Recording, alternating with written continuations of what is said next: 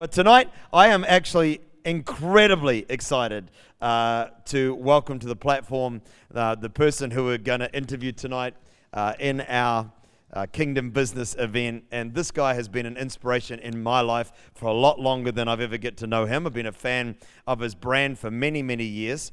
But Valentin Ozich is the founder and creative director of I Love Ugly. Started when he was, I think, only 23 years old, printing T-shirts and selling them, screen printing T-shirts and selling them on from there. And from that has built a clothing label called I Love Ugly that has now sold clothing in 86 different nations, become a favored brand of so many in Aotearoa, has had his clothing worn by not limited to, but including Jay-Z, Kanye West, Justin Bieber. Has collaborated, if you know anything about sneakers, some people in the room are really excited about that, but collaborated with Onitsuka Tiger, with Jan Sport, has absolutely paved the way for an amazing expression of clothing that in New Zealand that is now regularly sought after all over the world. I was telling him that I have preachers, before his online presence was quite so big, I have preachers from America that would send their orders to us. We would purchase them and then ship them back without any fee. I was missing out on something there. But over to America, an incredible mind and a brilliant, brilliant thinker. I love getting to be with him very, very much. And was recently baptized in my home church as well, which is incredibly exciting. The church that I was baptized in, he also was baptized in last year. And I know tonight we're going to have an amazing night. V, thank you for being with us. Please welcome everybody to the platform. As he comes, Valentin Ozich, everybody. Thank you, man. So welcome. Thank you. V, it's such an honor to have you here. Valentin. Yep. He told me tonight I've been saying his name wrong, which I feel really, really bad about, but he was kind enough not to be upset. Good effort. Pardon? That's a very good effort. Yeah. Yeah. As I said, I commend people that give an effort, you know? Yeah. So. But thank you, man, and what an honor it is to have you here. Thanks for giving your time. I know you're very busy at the moment and got so much on. But we're just so excited to have you here, and what an incredible New Zealand success story it is that you've been able to build. Mm-hmm. I wanted to tell everybody that I've decided tonight that I was going to represent your brand. So I'm wearing your socks, your pants, your hoodie, and I kept this as a surprise till now, but this is actually your watch. So there we go. Oh, that's nice. You remember this one? Yeah. I got him. I got you. I love this watch. We got underwear coming in a few weeks too. Is that like Mormon underwear? Like you need it to get to heaven kind of thing? Yeah. No, just stylish underwear, you know. Yeah. Oh, have you really? Yeah, we do. Yeah. So we got it from bottom to top. So yeah. Wow. Yeah. No, it's good. It's exciting. Oh, that's amazing. Well, thank you for being here. So you started your journey into I Love Ugly by literally what we do, screen printing T-shirts. Yeah, it was pretty much by accident. I was talking to a gentleman before here, and it was. I went to uni. I studied graphic design, and it was right during a GFC, so it was around 2008. And there was no work, especially for people with no experience. And then I was like, at the time, I was working at a vineyard during the day, and I was bottling wine at night, and I thought that this was my path, that maybe I'd be a viticulturist or a winemaker. And then I had these like illustrations, these designs, and then I decided to put them on a T-shirt, and I decided to screen print them myself, which was an absolute disaster. But that was the first time where I was like, okay, cool, I've got an idea, but doesn't necessarily mean that I have to execute the idea myself. So that was the first time when I was like, okay, well, why don't I outsource it to someone that can actually screen print it at a really good quality, so then I can actually spend time designing and figuring out how I'm going to do this thing, grow this thing. And at that time, I was like, what can I call it? For some reason, I had these words, I Love Ugly, because at uni, you had to, at university, you had to come up with 3 words that kind of describe your style, and for whatever reason, the words I Love Ugly came to mind. And I was like, oh yeah, I think that would be quite interesting for a clothing label. You know, I Love Ugly, it kind of sticks, it's different, it's interesting, but then juxtaposed with a very clean aesthetic. and that was how I Love Ugly was birthed. So then you started with you ventured out of t-shirts and you started a store where you were selling your things and other people's. Yep. Why don't you take us on the journey then to what I Love Ugly has became? Yeah, absolutely. So after I was working at the vineyard, I had a premature daughter. So she's my now wife, and yeah, we found out 6 months in, 3 weeks after finding out she was born, 11 weeks prem. So I had 3 weeks to prepare to be a dad. I was 22, my wife was 19. She's my wife now. Back then she was a girlfriend. And then, and we kind of journeyed it out. And then I was like, okay, this wine thing's a bit weird. Doesn't kind of resonate in my soul. I should probably kind of try to get a step into the door of something creative. And it's another thing as well. It's like people want to kind of jump to here without kind of doing the dirty work down here. So I ventured out to AS Color, and at the time I was using their blank t-shirts to print all my clothes on. And I just asked them for a job, and one of the workers was like, yeah, I like this guy. So I started working there. And then while I was doing that, I was working on my business part-time.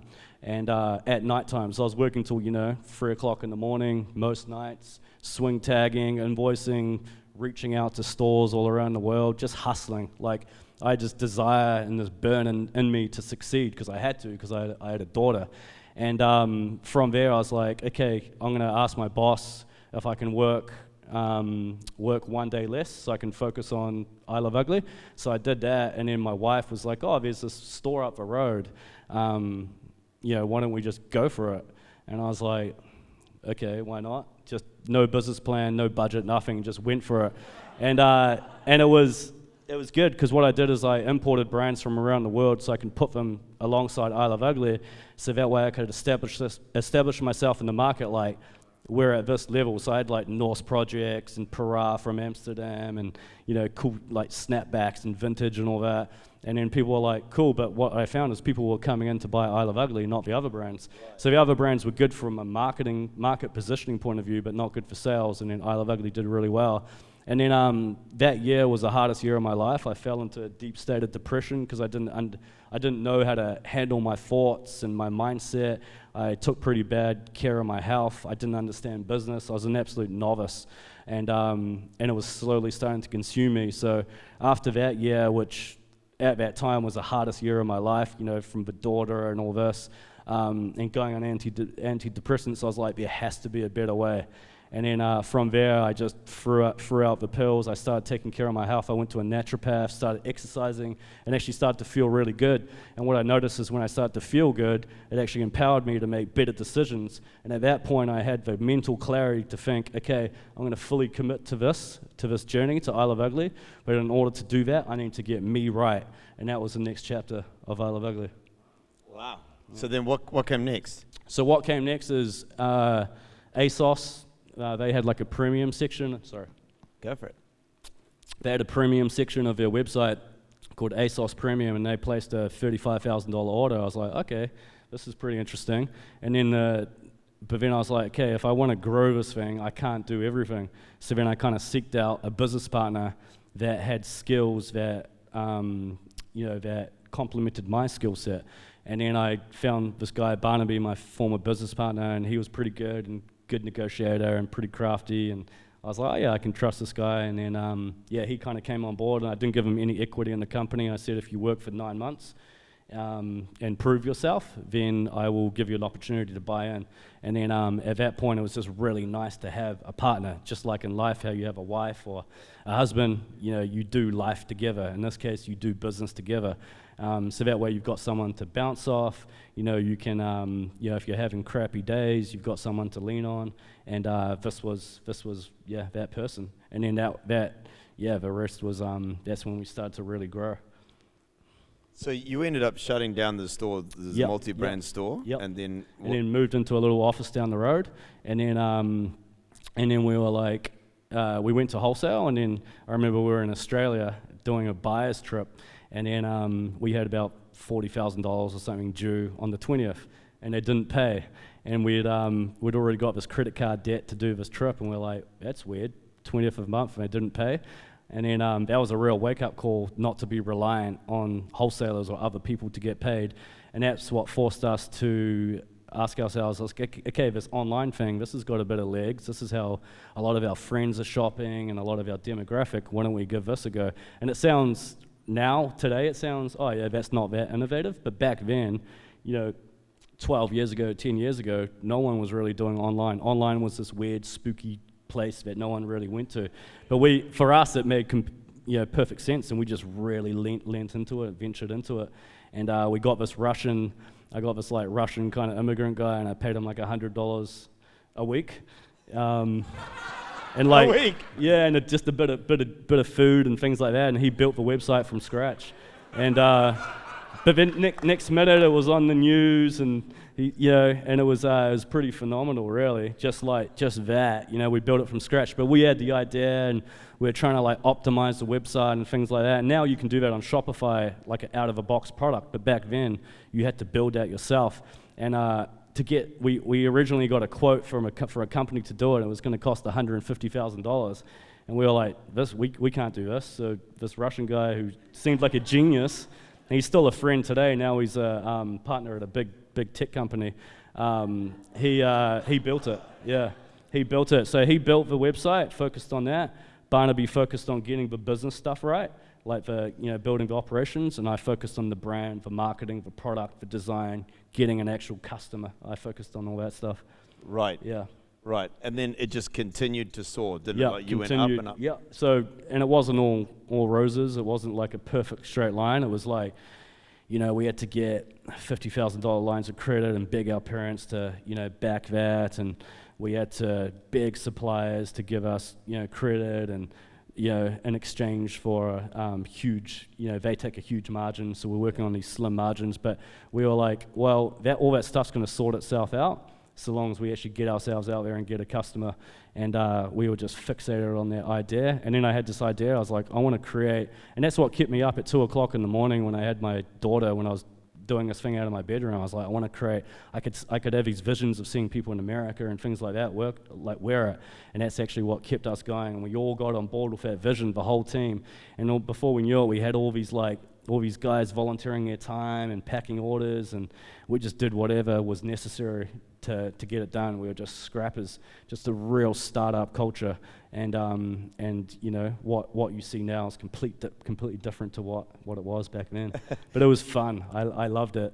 Yeah. Would you say that vision, because that's still synonymous with I Love Ugly today, would you say it's like always been part of the brand's journey? Yeah, I think that vision, the old saying, without the vision, people perish. And I think vision allows you to think big and make the bold moves with absolute faith, knowing that it's going to kind of work out, because you kind of know, you know what's above that mountain, because you got the vision, you can already see it, and it forces you to keep going when it's hurting, when you're fatigued, when you're burnt out. And I think everybody got on board in that vision, and when everybody got on board with it, they just had that same burning desire as what I did. And and just built this culture, and then our customers started getting on it, and we started to share our story and our journey, and and I think people loved that whole transparency as well. Yeah. So then I Love Ugly just starts to really take off internationally. Yep. So then you've got stores that are opening up other parts of the world. Where did you go to Australia first? Yeah, no, we did LA first.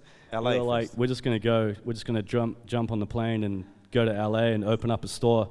And people probably ask why, but from our point of view, it's like LA was a cultural hub of the world. You had the celebrities, you had the right people, the contacts, and if we're there within the thick of it, it will put us on the map and make us look like an established name. And it did, but we kind of did it foolishly. We didn't have that financial governance and that real backbone of that person with the wisdom and experience saying, hey boys, why don't you just rein it in, build that balance sheet, this is going to cost you. We ended up, so we made, and I don't say this to brag, I just tell you, so you can kind of understand the context, but we made $1 million profit that year, of the year before, and then we blew it all the next year, like actually blew it every single cent. We were doing LA and traveling and this and that and parties and Melbourne store and Sydney store, but what I realized is we were focusing on everything that looked impressive but actually wasn't important. And it's not until I did the impressive stuff till I realized how unimportant it actually was. Yeah, right. Yeah. So then you've made $1 million, then spent $1 million, spent $1 million Yeah. on all the startups, Lost it, yeah. increasing it. Yeah. And so what happens then?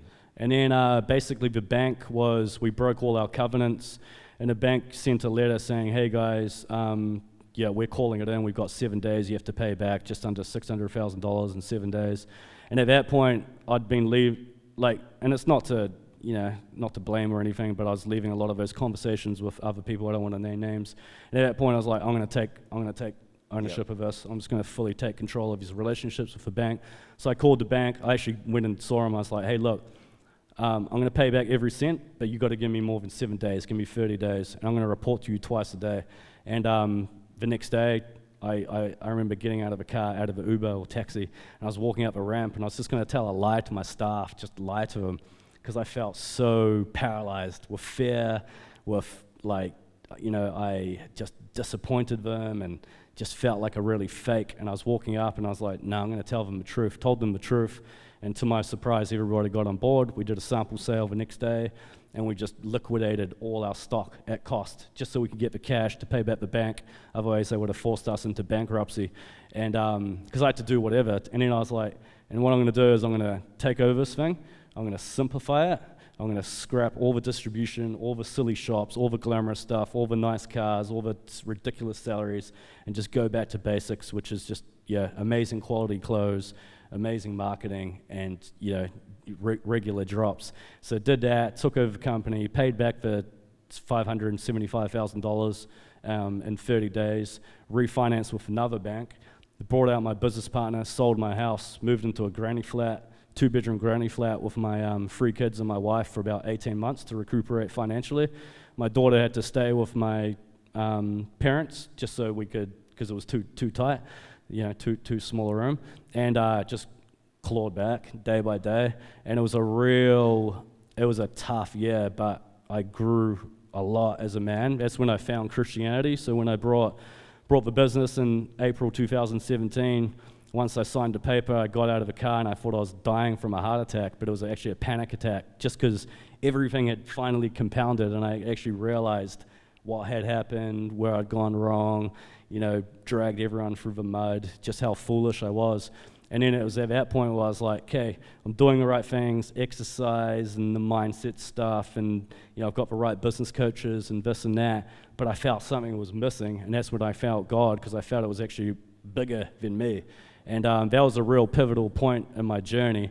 And from there, just clawed back. And now I was telling John earlier today, we're on trajectory to have the strongest year ever in the history of the company from profitability. But I feel relaxed. Like, I'm not always relaxed. I actually had a pretty stressful year, as we all have. But we feel strong, in control. It's simple. We've done small steps. We've been patient, and it's just good times. It's honestly an absolutely amazing journey. Seriously, No, it really is. Yeah. And of course, in the middle of it all, you were an early innovator of online. Yep. You saw the potential in online. Yep. And obviously the reason why you ended up in LA is you could see that you were getting sales in America. Yep, absolutely. Yep. And the large majority of them were on the West Coast. Yep. But then when you hit the wall, obviously you had to let go of a lot of the stores. Yeah. So then you end up stripped back to 2 stores. Is that right? Yeah. Auckland and Wellington. Yeah. And then you set your goal at that point to become the largest online. Yeah. Well, at that point, when I stripped it back, it was all about, okay, I got to make this thing survive. And I was in defense mode, and that's where, I don't know if you guys have listened to it, but Joe Rogan interviewed Kanye West, a 3-hour interview, and he talks about when you operate in fear, it's the absolute opposite of faith. So when you operate in faith that things are going to work out, you carry yourself differently, you make decisions differently, you're in offense mode. That whole time I was just trying to keep it together and survive, so I was on defense mode. So once I cut everything, it's like, okay, cool, I've cut everything, but there's only so much more you can cut before, until you need to start growing again. And so we cut everything, and then it's like, okay, I'm going to focus on this online thing, going to tweak our model. And the thing is like, great ideas great ideas as well, they're usually just around the corner, or you're only a few millimeters away, but a lot of people end up quitting before they can actually get to the realization that that idea was just around the corner. And I think that my story is just an example of that, as I kept going, and it wasn't that we're doing anything, for those, since 2017, when we were stagnant. It's not that we're doing anything incorrectly, it's just we were operating in defense mode, and we weren't pushing ourselves out, taking small incremental risks, and actually like having faith that this thing is actually going to work out. Right. Setting clear goals, boiling it down, having 3 key objectives for the year. It's like, hey, these are the 3 things we're going to focus on as a company. 3 things, everybody can remember 3 things, everybody can focus on 3 things. But when you're focusing on 1,000 things, and those 1,000 things aren't clear, there's going to be carnage, and it's going to be diabolical. So I just wanted to simplify. I wanted to make sure that we're focusing on retention, so making sure that when a customer comes into I Love Ugly, they'll think they're crazy to shop anywhere else. So it's like, because the thing is, if you can stop the leaking in the boat, then you can carry on forever. But no matter how fast that boat's going, if you're not plugging those leaks, eventually you're gonna sink. So we're just plugging that, and it's like, hey, now we've got the system down pat. Let's go out there and let's go for it, which we've done this year. I mean, you've absolutely crushed it. And in terms of 2020, I mean, a lot of people that are in effectively retail. Mm-hmm. I mean, that's what you are, right? I Yep. guess. Commodities Mm-hmm. have absolutely fallen through the floor. We're Yep. talking about other New Zealand brands just over dinner tonight that have just been absolutely nailed and obliterated and struggling to provide a surplus. Yep. But because you are already 110% in the online space, I mean, correct me if I'm wrong, but the lockdown, you actually went up. Yeah. Well, we grew. So when lockdown happened, I was like, oh no, history is going to repeat itself. And it was the absolute opposite. Stores shut down, but then that was just off. Yeah, everyone just funneled through into online. And then when that happened, I said, what we're going to do is we're going to triple down on our content and triple down on our advertising, and which is what we did. And we grew. Yeah, we're on trajectory to grow 80% this year, 80 to 90%. 80 to 90%. Yeah, which is considering we're 12 years old, 13, whatever it is, 12, 13 years old, is it's quite. I think it's quite an achievement. So, yeah, it's a massive achievement. But you were saying too, and I want to just pull that out. You tripled your advertising budget in the face of the COVID lockdowns. Yeah, definitely. And that takes some guts. It takes a lot of courage. But I always, I'm a student of the people that have done things that we all admire, and the websites that we got. Like I soak that stuff up every single day, and that's what they say to do. That's what they all did. A lot of the Fortune 500 companies, not that they're the best examples, but a lot of them are what they are today during a crisis or during a financial crisis, because I think that crisis actually presents the best opportunities. And because what happens is everyone's operating in fear, everybody retracts, and therefore there's less competition in the market. But actually, it's a gift in disguise if you allow yourself to see it like that. Because you started I Love Ugly in the middle of the GFC, global, for everyone under the age of 30, the global financial crisis, which they don't they don't remember anymore. But I mean, that was a defining event of our generation. Yeah. And you started in the middle of that. Yep. And you're trying to highlight for us that crises of every magnitude, whether it be pandemics or financial crisis, you're saying that's an environment where businesses can be birthed and flourish. Absolutely, yeah. That can be your best friend if you allow it.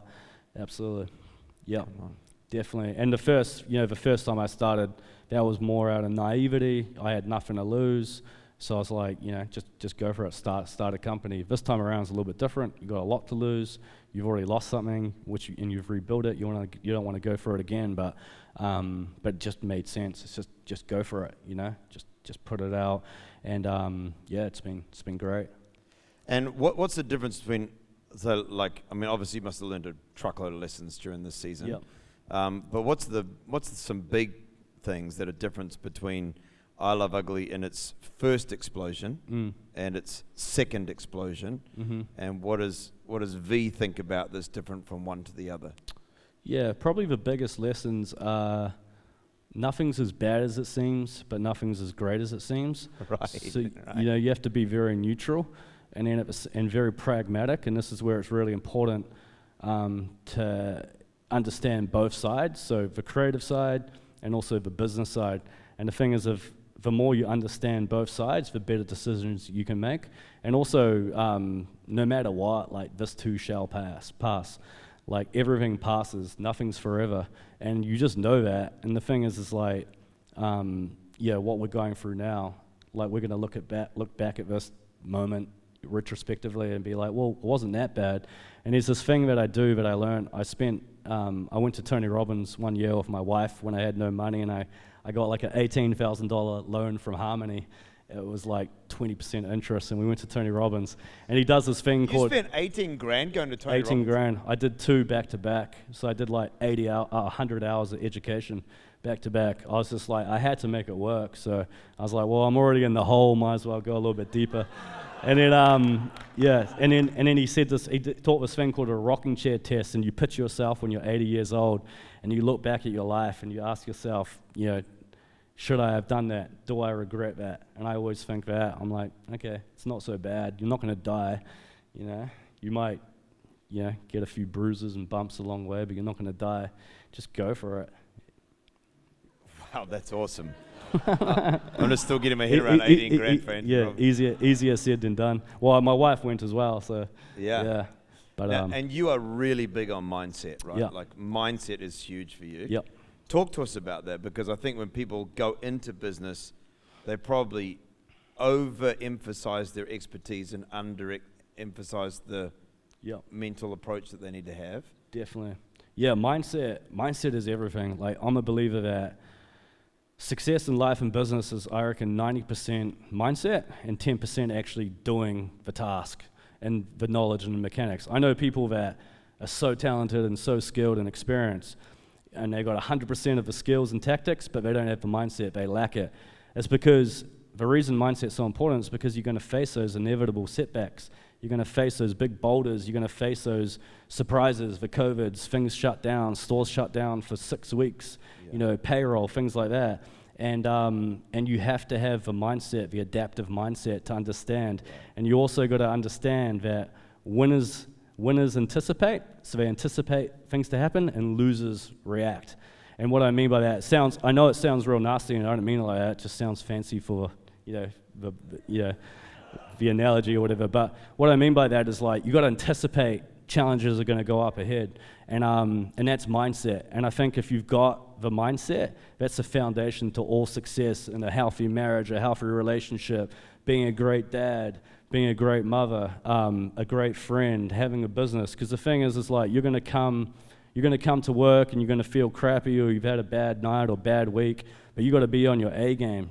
You got to be the role model. People are going to come to you, and it all comes, I believe, from mindset. And the thing is, with mindset, if you work on it every single day, just a little bit, and just try to be a 1% better person than what you were yesterday, that's going to compound, and you won't even recognize yourself after 1 year. You'll be a completely different human being, and you'll be able to approach problems, and you'll be like, problems, awesome, I'm getting somewhere, because problems are actually a sign that you're actually stretching and growing. A lot of people think problems are unique to themselves, but they're not. I think if you're not having problems, the only people that don't have problems are, in the ground, really. Yeah. And I think that problems are a good thing. It's whether it's God or it's people. It's just a test to stretch and grow you. Yeah. So the more problems you have, the more you grow as a person. And then as you grow as a person, those problems become almost less and less significant of what they, compared to how they felt, say, 12 months ago. So, and crises therefore grow you to become who you need to be, right? Absolutely. Yeah, they define you. Yeah, and it's interesting to see, I've been with people, I've been through crisis with people, and interesting to see people how they are. And I think it also reveals the true colors of a person as well. So. Yeah. I mean, you've had a bit of a challenge this week, is that? Yeah. The last few weeks has been. You've heard about it. Yeah. Are they allowed to know about it? Yeah, absolutely. I'm a transparent person. But we had Facebook just randomly just shut down our account. So it's Facebook, Instagram, and that was an advertising platform for us, primarily where a lot of people find out about what we do. And I did everything opposite of what I'm telling you guys now. But what I did was I kind of had these notes, what I do, and which I recommend everyone to do is when you do go through a crisis and get out of it, write it down, how you got out of it, how you felt, just all those different things. And went to the beach, went for a run, changed my physiology, and I was like, man, I'm just going to approach this differently. I've been asking myself all the wrong questions. And the thing is, in order to get the best quality answer, it's all about the type of question you ask yourself. Because you can ask yourself, why is this happening to me? Why again this? Why me, oh Lord? This and that. But actually, it's just all crap. And you're gonna get bad answers, disempowering answers. Yeah. If you ask yourself a good question, how can I turn this around? How can I make this into my advantage? How can I come out of this and become an even better person and create an even better company? You're gonna start coming out with amazing answers. And you can actually apply that to every single area of your life and your business. And if you've got the whole team doing it and taking on that psychology and that way of thinking, you can really shift things. I love it. And that's like we were talking on the phone and Facebook, you'd shut you down. It was the third day, sales had dropped by 30%. Yeah, it dropped, yeah. And then you were saying to me on the phone, you're saying, I'm just asking myself, how can this make our company better? Yeah. How can we grow through it? Yeah, definitely. We've got to consider this for the future. Yeah, absolutely. Well, first thing is never have a one-legged stool. So as soon as that leg's gone, the stool's going to crumble. Right. Try to build a 4 or 5 or 6-legged stool. So if one thing or two things go away, you're okay. And weirdly enough, it just came back, and it turned on, and it was all okay. But it was kind of a bit of a weird one. But Facebook have way too much power, but that's way talk too for much another power. day. Yeah, absolutely. But let's talk about I'd like to talk about marketing for a bit. Mm-hmm. I mean, when it comes to getting something out there. Mm-hmm. I think a lot of times in business we underestimate the importance of marketing. Yep. And I've heard you talk about marketing quite a bit. What are your general thoughts about marketing? How do people miss it? I mean, you've already touched on it. Mm-hmm. Don't go back down, go up. Yep. But can you talk to us about marketing a bit? Yeah, absolutely. So there's a pretty famous business guy who's now passed called Peter Drucker, and he says all businesses is innovation and marketing. And what he means by that is you can have there's probably people in this room that they know a clothing brand or a designer that makes far better clothing and designs than I Love Ugly. But I'd also like to know who that person is because I'll have them. But my point is, but if no one knows about them, then it falls on deaf ears and nobody knows about them. So what you need, it's an absolute fundamental skill in business to understand and to know and study marketing. And the thing is with marketing is what I've really learned, and my philosophy on it is, you can go into a shop or online or whatever, and you can have 100 different white t-shirt options. What's going to make someone buy I Love Ugly over such and such brand? It's the way that they feel, the way that we make them feel. And the thing is for us is we try to empower people, we try to make them reach their aspirations, we try to be a role model in society. So that resonates with people. When they buy I Love Ugly, they feel that. And I think that if you can, I always talk about, as opposed to demographic, to focus on a psychographic, so it's the way people think. Yeah. And the church is like that, you all think a certain way, and I think that's real. That's one of the core fundamentals of marketing, the psychology of the customer, understanding. And the thing is when you focus on the psychology of the customer, you can start to look at your product offering a lot differently, because it's may not, and that's what I'm looking at. It's okay, well, right now we primarily sell menswear, but we get a lot of women coming in because they love our message and what we stand for and represent. And that's okay, that's an opportunity. And we constantly get asked for it, so you can actually start to kind of branch out if you actually look at the psychology of it. But also marketing as well. Obviously, there's things like products, and you need to know, when you release a product, you need to tell as many people as you can. You need to learn how to build audiences, email database, social, things like that. But social as well. People get caught up on social, thinking it's like the main thing, but it's actually not the main thing. It's a bit of a vanity metric, and I think a lot of people are fixated with growing their social, thinking it's actually going to grow their company, but it's actually not. What does grow your company? I think what grows your company is, it's a good question. What grows your company is just the basics, like doing the basics right, making sure that you're profitable, making sure that when people encounter your brand or say shop with you, that you're keeping them, and you're doing an amazing job. So then when they go out of that, they have an amazing experience and they tell everybody. Because word of mouth is it's one of the oldest forms of marketing, and still today one of the most effective, despite the tech age, the digital age which we live in. That stuff, that's effective, making sure that you're just taking care of the key fundamentals, and just not getting caught up on all the fancy stuff, or as I said earlier, all the stuff that looks impressive but it's not actually very important. It's important, don't get me wrong. It's a good platform to have a voice and things like that, but it's not the most important thing. Yeah. Well, that's fantastic. And one of the things you innovated into too was rather than being a clothing label that releases 4 seasons, is that what? Two seasons? I'm not sure. Yeah, it's usually 4 seasons traditionally. Yeah. You do something entirely different. Do you want to tell us what you do? Yeah. So that was during when we really started to grow around 2014. We noticed that every time we released a drop, people would buy. They'd come in. But what we also noticed is people would be releasing summer stuff in the middle of winter, and it didn't make sense. So we were like, once again, it's the questions. We're asking ourselves, why do people do this? How can we get people to buy more often, and how can we get people to engage with our brand more often? And that's when we started to, as opposed to doing seasonal drops, we started to do monthly drops.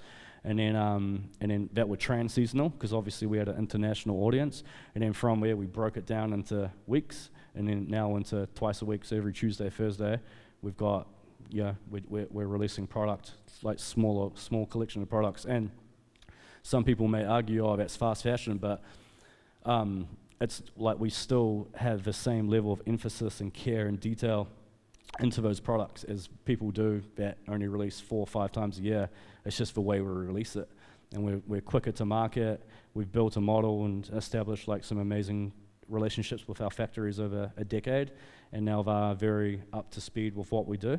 And it's worked out amazingly. It keeps people coming back all the time. Yeah. I mean, literally twice a week you are releasing new clothing to market. Yeah.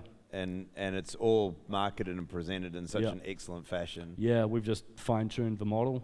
And then on Saturday you send a teaser email for the capsules that are coming out the following week. Yeah. I get the email. Yeah. So definitely. It's just our model, and that's it. It's just that's our business model. So that's all we've got to focus on. So we just fine tune it, and we built the system for it, and that way we can scale it up. And the thing is, as we grow, we're not adding more complexity to that. All we're doing is adding more zeros to the actual purchase order to the factory. Yeah. So it makes it sustainable as well, because I'm all into sustainable growth as well. As we grow, how can we make it sustainable? And so that's it. That's why I love online, because you can 10x your online, and maybe you need a bigger warehouse, but you just need a few more warehouse pickers, and it's sustainable growth. Yeah. And all through the I Love Ugly journey has been this psychographic thing, which I think is why, one of 2 reasons why, before I knew you, I liked your brand. I liked the brand because it was the clean look that I was looking for. And the second thing that I loved about your brand was the fact that it was so aspirational. Yeah. I think your catchphrase is aspire to inspire before you expire. Yeah. Right. Yeah. And I mean, but then I'd go into your store, because you got one down there on Lambton Quay, and over the door there was an inspirational message. That so before you left, you're kind of getting an inspirational message, and I was like, this feels like me. For sure. I want to be a world changer. I want to get out there. Yeah, absolutely. And so you're deliberately fostering that into everything that you do. Yeah, definitely, and all the details, and and the products, and we try to look at the conventional part of a garment and see it as this an opportunity to, spread our message, and that way it makes it a little bit more intimate for the customer, and they may not notice it the first time around, but after, say, the fourth or fifth time of wearing it, they'll be like, oh, cool, that little detail or quirk, and I think that's important, and I've always loved that. We were talking about it before, Japanese culture. Spent a lot of time in Japan, and that's what I really picked up, is just their attention to detail. Yeah. And I'm a big fan of Steve Jobs as well, and he, even the iPhone and, the actual hardware, what the customer doesn't even see, is perfectly meticulous and in line, and I really love that philosophy. He's obviously an extreme version of it, but I kind of took pieces of that and tried to apply it to my own. Yeah. That's incredible. It really is. It's fantastic. Let's talk about drive. Because obviously, hustle. When I think of you, one of the things I think about is just you've done the hustle. Mm-hmm. And you must see people that are trying to explore business and they just don't actually hustle enough. Yep. You've talked about the fact that you just call everybody. You're just going for it. You have a relentless drive for it. Talk to us about hustle. Yeah, I think a lot of my hustle came from, it came from pain, which was, the position I was in and my daughter, so I had no choice but to succeed. And I think that's a real important lesson there as well, is you can actually use things like pain to your advantage. You can use it as leverage. And but I think hustle all comes down to passion. The thing is, if you're not passionate about something, when it gets really hard, you're probably, the most sane thing to do is quit. So you have to be extremely passionate about what you do, because that's what cultivates the hustle. And it doesn't actually feel like hustle. It actually feels like you just want to fulfill this. You're just passionate about it. It's like children. It's like they can annoy you and keep you up all night and just dirty and trash your house. But you stick it out with them, because you passionately love them. It's probably not the best example, but we can all empathize. Yeah. But it's like what you do. It's relentless, and you're planting churches, and you built this amazing community, and it's because you're passionate about it. And the passion is what cultivates the hustle and the drive. And the thing is, that's where people trip up. It's because they don't love it enough or passionate enough to actually endure this thing. And I think that's an important thing. And not in all cases. Sometimes you can start a business or something and the primary purpose is to make money, which is fine. But the thing is it's not very fulfilling. And if it got really hard, you'd probably end up quitting. And I think that's where it's so important to be passionate about what you do. And or if you're not doing what you're passionate about, and you're doing, say certain things to make money, which is fine, because we need to make money to survive, make sure that you are doing something passionate on the side, because that's actually what's going to make you feel alive, and that's going to keep you up, and it's going to give you purpose, and it's going to make you jump out of bed and just want to attack the day. And I think that's where hustle comes from. Is where my hustle comes from. Also the fact my mum and dad, Croatian immigrants, and I saw them hustling and their parents hustling, and that probably rubbed off a lot on me as well. Yeah, it's been modeled. Yeah. Man, this is awesome. We're going to go to some questions in just a minute. Awesome. I think Andrew's going to join us up here. But as he's doing that, I've just written down 5 things that I've really just get out of spending time with you, V. And the first one is that you just have such vision. Yeah, thank you. You're a kid from West Auckland who just believes that it can have a global company. Yeah. Now sold clothing in 86 different nations on earth. Yeah. I mean, that is a remarkable feat. Yeah, it is. Yeah, it's crazy. Yeah. Your hustle, just your drive, Yeah. is just, I think, absolutely amazing. And I think that people discount that and the importance of actually breaking through in anything that they're putting their hand to. Your mindset. Yeah. Which you've obviously developed, right? That's something that you've had to completely learn. And I haven't developed it from scratch. I've just modeled people around me. There's bits every time of year. I'm like, I'm gonna grab that. I love that. I'm gonna apply that to my life, and this person, and that person, and YouTube, and that, and you just absolutely. But super passionate about that. Yeah. Marketing. Yeah. The next thing I think about when I think of you, and I just always how can I get my church out there better? Yeah. Which I've asked you about previously, and I think I've still got a lot of work to do. The excellence of your brand. I mean, it really is excellent. Appreciate it. Everything to the online sale, to in-store sale. You try on a sample, then if you buy something, they go out the back and bring you out a brand new one. It's still plastic wrapped from the factory. It's just absolutely supreme. And then the last thing I think about you is I think that you're just a learner. Mm. Now, would you, like you're very focused on personal development, aren't Yeah, you? yeah. I make sure every day I've learned something. I've just got an insatiable hunger to learn, because I feel that that's what we're talking about. Like post ILU, I feel I've got a bigger mission, and I think this has been my real test. And my education, this is my real university, and yeah, you have to be. I think that when you're green, you grow, and then when you stop, you rot. And I think as soon as I stop and grow complacent, like the world will just take over and weeds grow automatically. I was doing some garden stuff with my wife this weekend, and I was just looking at all these weeds, and if you don't rip them out and take care of them, they'll just completely overtake the garden, and they'll make it look horrible. And the same thing is true with the mind. With you as a person, you have to learn every day, and it doesn't have to be anything significant. It can just be something tiny. Just have a learning mentality. Yeah, it can massively transform your life. Like pull you out of the stickiest, toughest of situations. Yeah, if you just have an insatiable hunger to learn.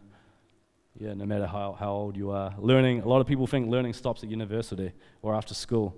The statistics of people that read a book after university is staggering. I think it's like, I don't even know, like maybe less than 5% or whatnot. It's staggering, and it's also alarming as well, because we're in such an information-rich world, and if you're not up with the play, then you get left behind. And so it's interesting. How often would you read a book? I go through waves, like not necessarily read. Like I'll go through waves. Like right now, I'm in a real wave of just absorbing information, just because. So the way I do it is like, okay, I've got a problem. I don't know much about this problem, so I'm going to go out there and study about it and learn about it. And so I do that. So I'm reading, right now I've been reading an hour a day, but that's not usual. And it's not like these ridiculously high standards that are hard to, keep up with. I think it's like, you can listen to a podcast for 5 minutes, or you can just journal, or just do anything. Or even sometimes I have information breaks where just for a month I won't learn or take on board anything. I just want to absorb and just reflect and just digest and figure out like life as it is and what I've learned. Because the thing is like, there's so much information to the point where it's overwhelming. It's almost like diets. Like this person over here has an opinion, this person over here. It's confusing. And the same thing for information. But reading at the moment, hour a day. But usually I'd say probably, I don't know, once every 2 days. Yeah, or I'll do a podcast. I live half an hour. I just heard you mention, you've sent me a link to that podcast, but you just listened to a 3-hour podcast? Yeah. Well, That's a long it's because I podcast. was staining a deck. So, so I just, that's what got me through it. Yeah. That's me walking my dog. Yeah. And I can't read to save myself, so I read books, but it's actually an audio book. Yeah, absolutely. Yeah. Right, and that's the same as well. I read this book, is what I say, but I actually listened to it. And that's the thing as well. It's like you can, that's the beautiful thing of living today, is you can listen to an audiobook while you're on the treadmill. Yeah. It's, you can cram it all in. It's great. Yeah. Absolutely amazing. Can we show our appreciation for